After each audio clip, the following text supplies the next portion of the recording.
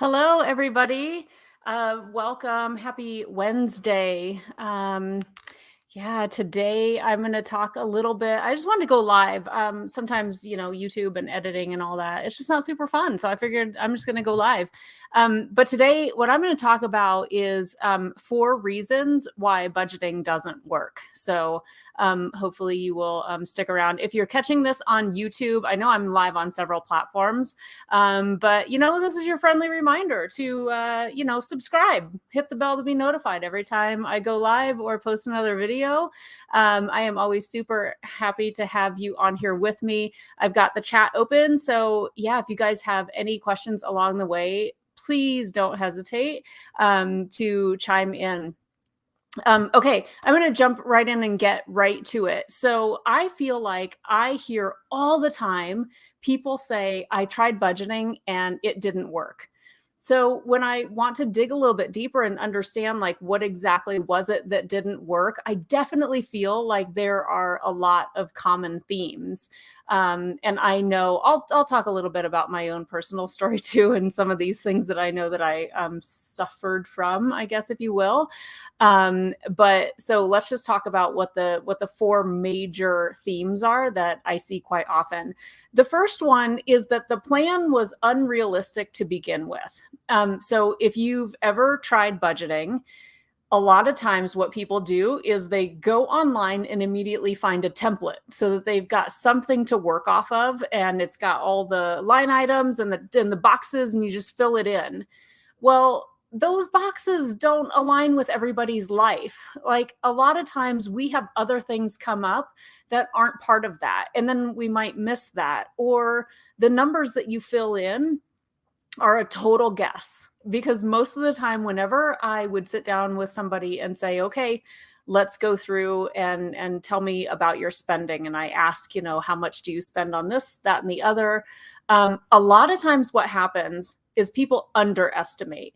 So then we'll write down like what a budget of their, sample spending looks like. This is not a plan for the future, but like what's been happening. And a lot of times it looks on paper like there's no problem. I'm like, well, this is, you're not really spending more than your income. So like what's happening? And a lot of times they would look at that and say, that actually doesn't look right.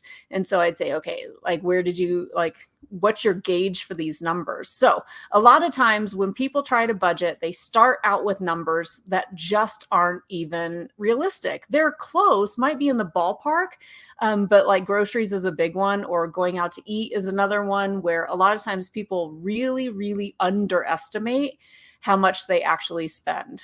And if I'm being honest, I think Amazon is a category that a lot of people don't throw on their budget. But we know that the spending there happens, right?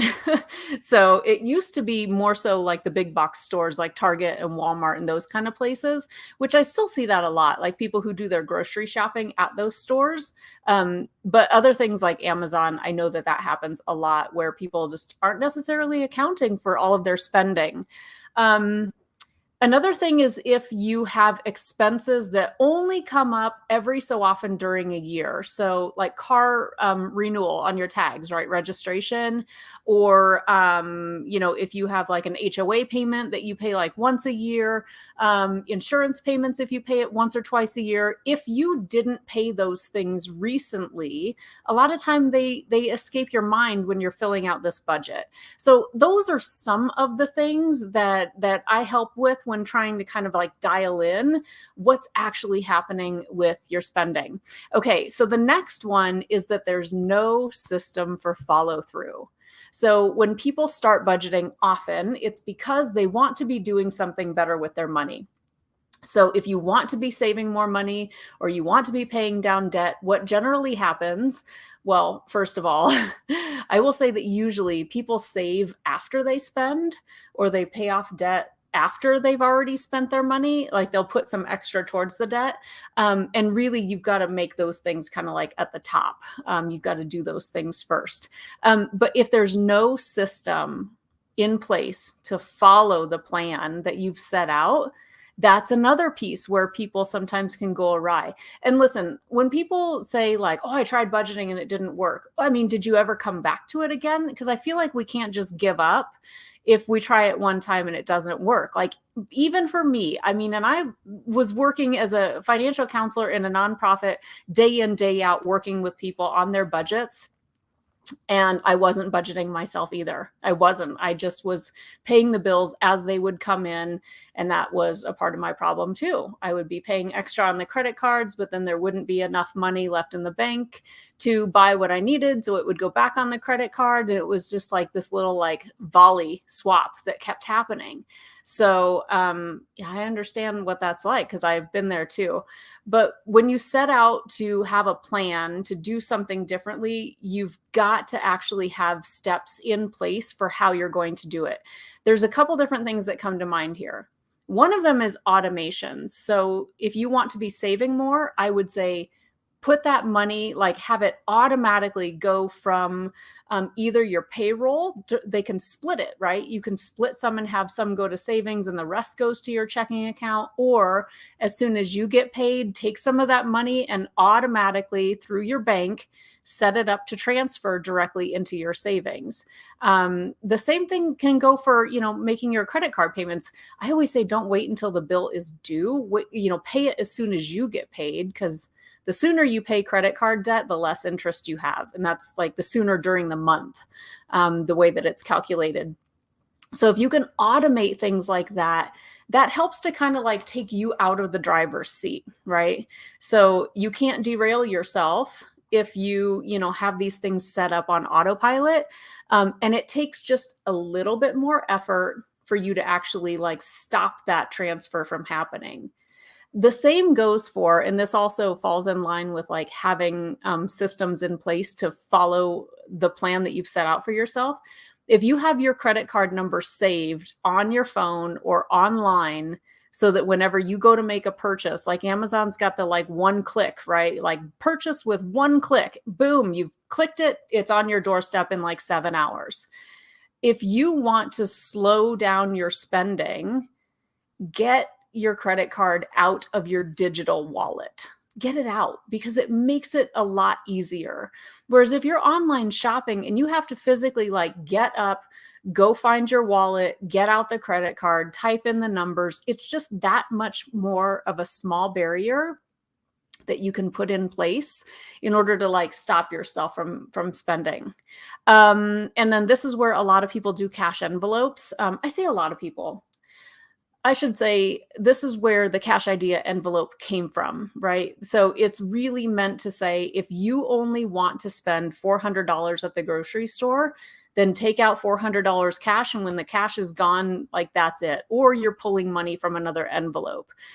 I know that there's a lot of different reasons that some of us don't ever want to carry cash. And so I know that that's not always a system that works for everyone, but you can do similar things that will instill that same process. There was a period, I had forgotten about this until right now. There was a period in my life where I actually would do something very similar, but I had a gift card to the grocery store because I always shopped at the same one grocery store that was in my town. And when I would get paid, I would go load the gift card with like $400 on it. And then that I only used the gift card. Like I wouldn't take my credit card. So there's ways like that you can, put these things in place to help you stick to what your plan was. Okay. The next one is other people derail your plan. So this is for all of you who are in a relationship. Even if you are the person in the relationship that handles the money or does the finances, sometimes the person we're in a relationship with, spouse, significant other, sometimes, we don't have control over them, right? And a lot of people end up doing this like allowance thing, like you've got this much money to spend, I've got this much money to spend. But we can still be in a relationship with someone who spends more than the allowance, right? Or maybe they've got credit cards that you don't necessarily know about, or that's their credit card. And so there's extra spending going on over there, even if, the bill does come out of a joint account.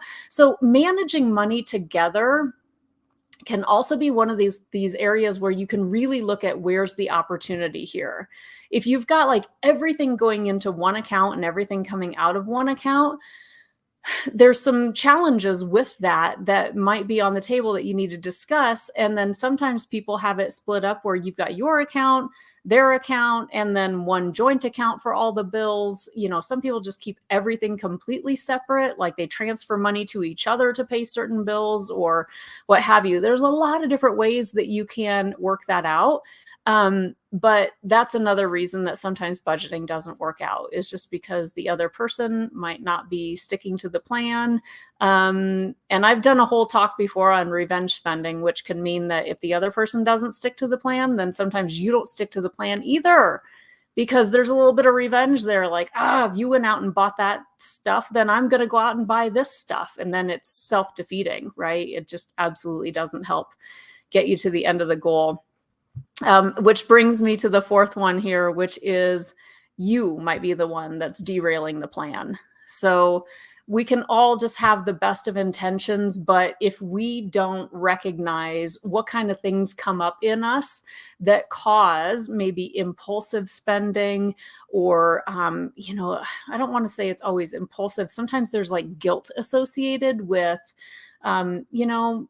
this is just an example. If you are a working parent, sometimes when your kids have things going on at school and maybe you haven't been able to be there as much as you wanted to be, or you can't volunteer in the classroom like some of the other parents can be. But when fundraising time comes around, you're like, I'm in, I will give. Because honestly, sometimes we're doing these things subconsciously to make up for the fact that we might not be there in other areas. Sometimes we have family members that pressure us into things. I know that I've heard this countless times about people who have family members that they insist, you guys must come on vacation with us. We're going to the Bahamas.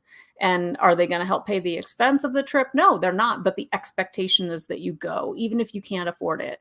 So sometimes there's things like that are boundaries that, maybe need to be established with others, or boundaries that need to be established with yourself in order to make sure that you are able to stay on track with what your plan is. So that's what I have for you. Those are the four main keys. I'm going to reiterate them one more time. Sometimes the plan is unrealistic. There's no systems in place to follow the plan.